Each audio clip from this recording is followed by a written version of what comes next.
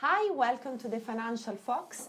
Today I would like to discuss the social impact of cryptocurrency and blockchain with my special guest, Chris Cleverly. Hello, Stephanie. How are you, Chris? Really good, really good. So lots is said about blockchain and cryptocurrency, how its technology can facilitate businesses, but one more important question is how actually its application can improve people's lives, which is actually the ultimate aim of any technology. And I'm wrong, Chris? No, I think what you're saying is absolutely right. Sometimes people forget that what really makes big business in digital is it being used. And the most important thing you can do is have a used digital product. Otherwise, if the technology is not used, there's no point to it. It changes nothing. So the amount that it actually changes people's lives, hopefully for the better, is the amount of its take-up. So its take-up is directly correlated to how it's being used. In the instance of blockchain, when you look at it, at the moment the usership is very small. In fact, people often say that, in terms of Bitcoin ownership, it's supposed to replace the top 1% of rich people by having wider distribution, but in fact it's a lot less, and the ownership is in very, very few hands. But I think with this technology, because it's so useful, and in terms of the way that the cryptocurrencies are now developing, the user case is going to be proved. And it's going to come and be a mass acceptance of blockchain, and it will change a lot of lives in a lot of different ways, but particularly have huge impact in Africa. So let's talk about Block Commodities, which is actually doing that. So would you like maybe to explain in your own words what blockchain has brought to your business? So Block Commodities, obviously I'm the executive chairman of that company, and we brought blockchain in because it solved a number of our issues. The main issue we had was that the interest rates in Africa were so high that it actually made no sense for farmers, smallholder farmers, to actually grow anything or do anything. The same way as it doesn't really make sense for a lot of people in Africa to buy their homes and mortgages. The base rates in a place like Zambia and Uganda and many other countries are way in the middling and low-high double figures. So it's not unusual for a farmer to be asked, even by a microfinance that will say that it's doing a social benefit, to be asked for 70–80% over 3 months in interest rate. Which means, why would you do it? Why would you risk your farm to actually go and grow things if there's a high chance of the farm actually suddenly being taken away from you as security for a loan at a higher interest rate because of the obvious things? The weather's bad, the crop didn't work, there was disease, all the things that normally hit a farmer, which is one of the reasons why there's not enough food in many places in Africa. So low interest rates would mean a better situation. With blockchain, we're able to control within closed environments, closed ecosystems, we're able to control the interest rates to some extent. So we can bring them down. We believe in blockchain we'll be able to deliver interest rates to the farmer at around about 12%. And that is all about inclusion, basically. Suddenly everyone's a part of something. So part of the financial inclusion story of that is to get our interest rate, they have to register with Dala, our partners. In Uganda, Dala and Wala are microfinance, successful microfinance in Africa, in South Africa and Uganda, and expanding elsewhere. The take-up there has been huge. It's now the 6th most popular app in Uganda, and that includes all the usual ones like Google and Facebook and Instagram, and it's now the number 6. So you can see how rapidly that's already expected to and will change lives in Africa in terms of providing them with access to finance. Our relationship with them is we're using their KYC, which is Know Your Customer, and their AML abilities to actually identify people and who the right people are and who's likely to pay us back, and using them to enable us to actually give out these great interest rates which will change lives and allow them to have enough income after they've sold their products to put their kids into school, to get health insurance, and to also buy equipment which will make their farms much more efficient. And that's where blockchain comes in for the second part, which is that we expect that blockchain is going to join together smart tractors, smart pallets, going to use drones, it's going to provide information of weather sources, and it's going to be big data collection, and it's going to be deep learning technology to enable the whole ecosystem, including soil, sky and earth, to come together around the smallholder farmer and provide knowledge, but also provide huge efficiencies, which will also allow them to be very dynamic in the way that we hope whether it's us or it's other people or people in conjunction with us, we expect that the take-up will allow Africa to feed itself and then become a net exporter of food outside of Africa. That's what I think the blockchain is going to mean for Africa. Okay, that's great. Let's maybe hear directly from Africa. So I would like to connect with Clinton Van Heeden, who is the head of operation for Block Commodities in Africa, and hear his side of the story. Hello. Hi, Clinton. Hey, how are you? Clinton, how are you? I'm good. Hi. Welcome to Africa. So, Clinton, I would like to ask you, I'm here with Chris, and I would like to ask you what is actually the main challenge in Africa and how new technology can help people and communities there. Thank you very much, Stefania. Welcome to Africa.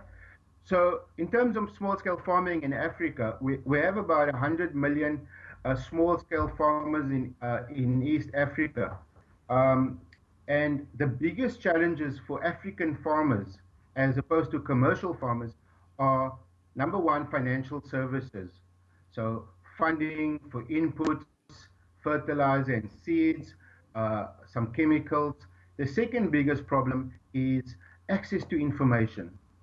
The farmers don't know what the weather is like, when the rains are coming. The farmer doesn't know the prices of inputs, the prices of commodities. What's the selling price of maize?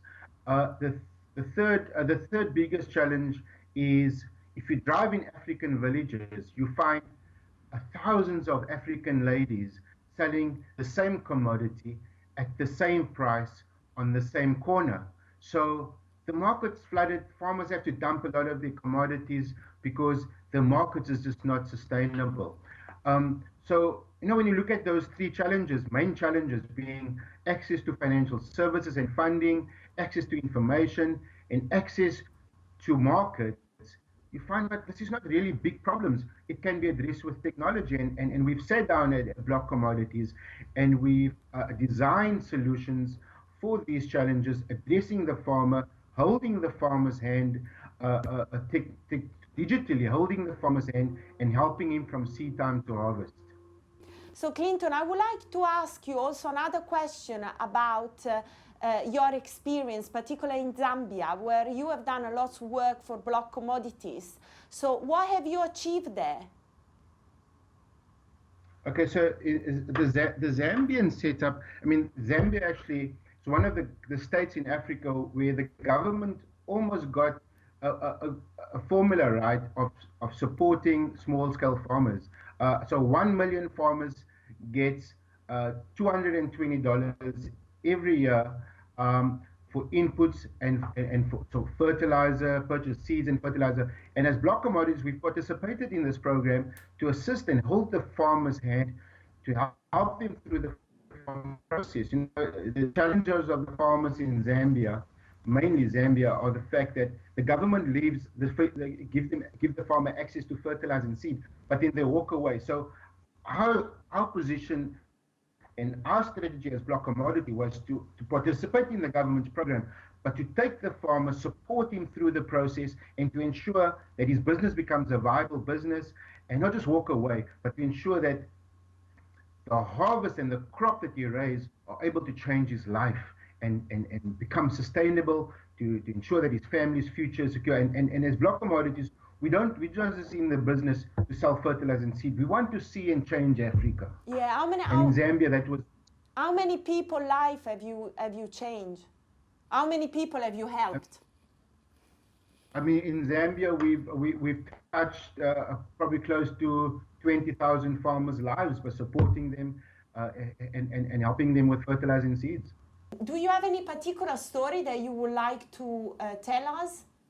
Some story of farmers? So in Zambia, if you just want to take a case study, we have a lady in Zambia, Monica. In Monica's country, 1 million farmers get e-vouchers.